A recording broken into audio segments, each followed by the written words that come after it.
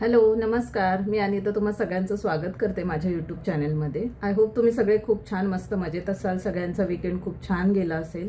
आज संडे आहे आणि आज सकाळपासून मी तर जास्त किचनमध्येच बिझी होते। शिवाय संडे म्हटलं तर आपल्या सगळ्यांनाच काही ना काहीतरी स्पेशल खायचं असतं, कारण रोज तोच टिफिन आणि त्याच भाज्या खाऊन कंटाळलेलो असतो। त्यामुळे पूर्ण वेळ किचनमध्येच होते।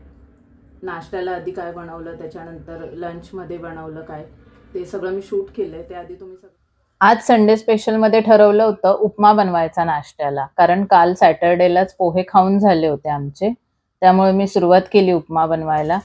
एका कढईमध्ये थोडंसं तूप टाकून थोडा रवा मी आधी भाजून घेतला। एकदम हलकाच भाजला होता, जास्त ब्राऊन कलर पर्यंत नाही भाजला। त्यानंतर सेम कढईमध्येच रवा काढून थोडंसं तेल टाकून त्यामध्ये मी शेंगदाणे फ्राय करायला टाकले। आणि माझी उपमा बनवायची पद्धत अगदी शॉर्टकट मध्ये असते। शेंगदाणे फ्राय केलेले काढून झाल्यावर त्याच कढईमध्ये मी थोडीशी मूग डाळ आणि मिरची, कोथिंबीर, कढीपत्ता, राई या सगळ्याची फोडणी दिली। फोडणी थोडीशी तडतडल्यावर घरात जेवढ्या व्हेजिटेबल्स अवेलेबल होत्या त्यामध्येच मी उपमा बनवायचा ठरवल्यामुळे कांदा घातला आणि घरामध्ये फरसबी, गाजर जे काही अवेलेबल होतं ते सगळं एकदम बारीक चॉप करून त्या फोडणीमध्येच परतायला घातलं। या भाज्या जर तुम्हाला आवडत नसतील तर ह्याच्या व्यतिरिक्त तुम्हाला ज्या आवडतात त्या सगळ्या भाज्या तुम्ही टाकू शकता। आणि ह्या सगळ्या भाज्या चांगल्या परतून घेतल्या। त्यावर झाकण टाकून एक वाफ काढून घेतली आणि सेम टायमिंगलाच बाजूच्या गॅसवर मी पाणी पण गरम करायला ठेवलं होतं, कारण उपमा बनवण्यासाठी मी गरम पाणी यूज करते। थंड पाण्यामुळे कधी कधी गुठळ्या होऊ शकतात, म्हणून हे भाजी परतत आल्यानंतर त्यामध्ये थोडंसं आलं किसून घातलं। ऋतूला आवडत नाही पण तरीही मी घालते टेस्टसाठी। आणि त्यामध्येच मी हे टाकलं, मीठ घातलं आणि ह्या सगळ्या भाज्यांमध्येच मी तो परतलेला रवा परतून घेतला पुन्हा एकदा। आणि थोडीशी साखर टाकल्यामुळे थोडी टेस्ट चेंज होते असं म्हणतात, म्हणजे सगळेच टाकतात, मम्मी, आई, त्यामुळे मी पण टाकते। रवा त्यामध्येच परतून घेतल्यावरती बाजूच्या गॅसवर जे गरम पाणी झालं होतं ते त्यामध्येच मी उकळायला टाकलं। तुमची उपमा बनवायची पद्धत पण अशीच असेल किंवा वेगळी असेल, कारण प्रत्येक घरामध्ये वेगवेगळ्या चवीनुसार खातात। आमच्याकडे उपमा एकदम सुका खाल्ला जात नाही, थोडा तरी चिकट किंवा ओला लागतो, त्यामुळे मी पाणी थोडंसं एक्स्ट्रा टाकते। आणि झाला उपमा रेडी। त्यामध्ये मी गार्निश करण्यासाठी थोडीशी वरून कोथिंबीर घातली आणि एक लिंबू कापून घेतलं आणि त्यानंतर आम्ही बसलो नाश्ता करायला। फायनली असा झाला होता उपमा। आणि नाश्ता करून झाल्यानंतर घरातली सगळी सकाळची कामं मी आवरून घेतली आणि मी त्याच्यानंतर फिश बनवायला सुरुवात केली। आज लंचमध्ये फिश बनवायचं होतं, त्यासाठी मी आपला नॉर्मल कांदा, टोमॅटो, ओलं खोबरं, आलं, लसूण हे सगळं वाटून घेतलं आणि कोलंबी ह्यांनी साफ करून ठेवली होती। फिश मी साफ नव्हतं केलं, ते माझ्या मिस्टरांनी साफ करून दिलं होतं। त्यानंतर वाटण वाटून घेतलं आणि कांदा, आलं, लसूणची पेस्ट आणि त्यामध्ये ते वाटण ॲड करून फोडणी दिली। आम्ही साताऱ्याचे असल्यामुळे आमच्याकडे जास्त ओलं खोबरं किंवा कोकम हे सगळं आम्ही नाही तेवढं यूज करत स्वयंपाकात। आहे माझ्याकडे कोकम वगैरे, पण मी जास्त यूज नाही करत, कारण त्या टेस्टच्या जेवणाची आम्हाला तेवढी सवय नाही आहे। त्यामुळे मी जशी माझ्या सासूबाई किंवा माझी मम्मी करते त्याच पद्धती फॉलो करून मी जेवण करते।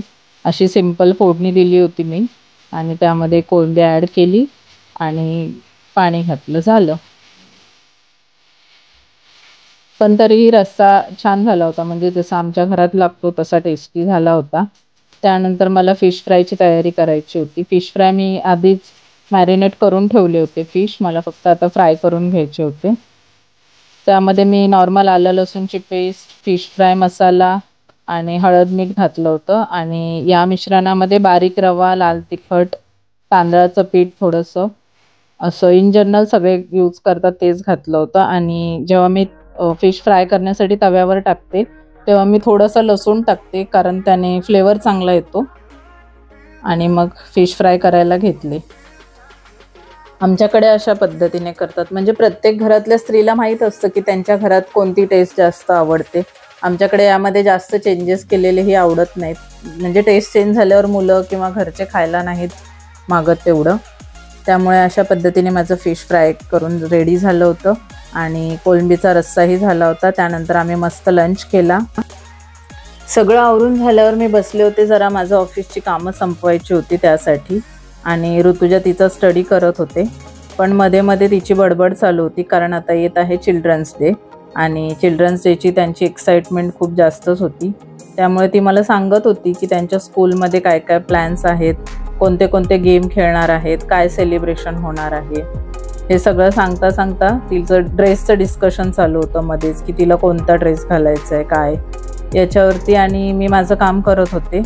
पण त्यानंतर तिने जेव्हा ट्युशनमधलं त्यांच्या ग्रुपची एक्साइटमेंट सांगितली, की त्यांनी ट्युशनमध्ये काय काय प्लॅन्स केलेत, कोणते गेम्स खेळणार आहेत, काय काय सेलिब्रेशन होणार आहे, तेव्हा ती खूपच खुश झाली होती. ती जे काही त्यांचे गेम्स मला सांगत होती ते सगळे ऐकून मला तरी ते खूप फनी वाटत होते. पण लहान मुलांची तेवढी एक्साइटमेंट असतेच काही सेलिब्रेशन असेल तर.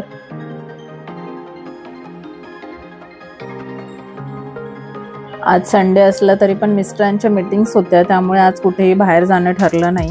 नाहीतर मी ठरवलं होतं शूट करायचं काही 1-2 जागी जाऊन, पण तो प्लॅन काही सक्सेस झाला नाही. आणि ऋतुजाबरोबर गप्पा मारत मारतच मी माझी कामं संपवली आणि संडे असाच संपला माझा. त्यानंतर मला जी उद्याची तयारी करायची होती, काही छोटी मोठी कामं होती, ती संपवण्यासाठी मी सुरुवात केली. कधी कधी आपण ठरवल्याप्रमाणे काही होत नाहीत काही गोष्टी. ठीक आहे, नेक्स्ट संडेला करता येईल. त्यानंतर मी घेतलं माझे उद्याचे कपडे इस्त्री करायला, माझे ऋतुजाचे. आणि इस्त्री करता करता गाणी ऐकायची चालू होती, कारण इस्त्री करणं मला खूप बोरिंग काम वाटतं आणि मला खूप कंटाळा येतो इस्त्री करायला. त्यामुळे जर गाणी चालू असतील तर थोडं माइंड डायव्हर्ट होतं आणि काम करायला तेवढा कंटाळा येत नाही. मी माझी सगळी संडेची अशी कामं संपवली. त्यानंतर थोडं क्लिनिंग करून घेतलं आणि उद्याची तयारी करायला घेतली. तुम्ही तुमच्या संडेला काय काय तयारी करता, म्हणजे अगदी पूर्ण वीकेंड आधीच प्लॅन करता? कारण मी तरी काही प्लॅन करून करत नाही. जेवढं मला त्यावेळेला सुचतं आणि जेवढं त्यावेळेला जमतं तेवढंच करते. बाकी तर नेक्स्ट डेला आपण उठून करतोच आपली कामं. काही लेडीज अगदी सगळं आधीच लिस्ट बनवून प्लॅन करून करतात, पण खरंच त्यांचं टाईम मॅनेजमेंट खूप चांगलं असतं. पण मला नाही जमत त्या सगळ्या गोष्टी आधीच प्लॅन करायला आणि त्यानुसार सगळं करायला. त्यानंतर उद्याच्या टिफिनची तयारी केली आणि अशा प्रकारे माझं आजचं सगळं काम संपलं होतं. सगळं माझं क्लिनिंग झालं होतं. त्यानंतर आम्ही गेलो थोडा बाहेर वॉक करायला.